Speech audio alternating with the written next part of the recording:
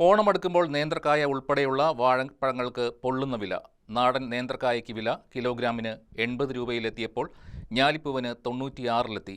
വില ഇനിയും ഉയരാൻ സാധ്യതയുള്ളതിനാൽ ഓണത്തിന് ഉപ്പേരി വിലയും ഉയരങ്ങളിലെത്താനാണ് സാധ്യത.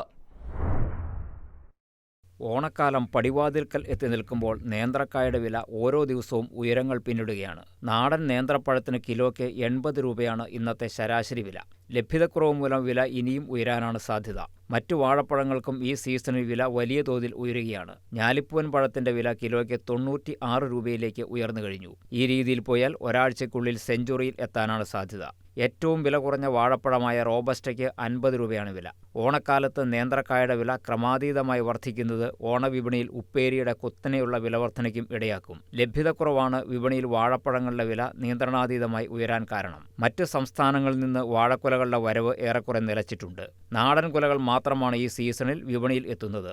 വേനൽക്കാലത്ത് നനച്ചു വളർത്തിയ വാഴയുടെ കുലകൾ മാത്രമാണ് ഇപ്പോൾ വിപണിയിൽ എത്തിക്കൊണ്ടിരിക്കുന്നത്.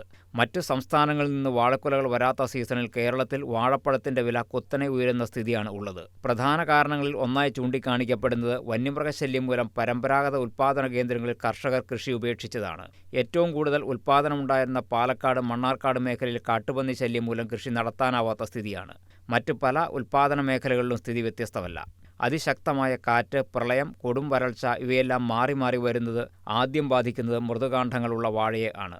ഉൽപ്പാദനമില്ലാത്തപ്പോൾ വില വർദ്ധിക്കുന്നത് മൂലം കർഷകർക്കും കാര്യമായ പ്രയോജനമില്ല എന്നുള്ളതാണ് യാഥാർത്ഥ്യം. News desk KCV news.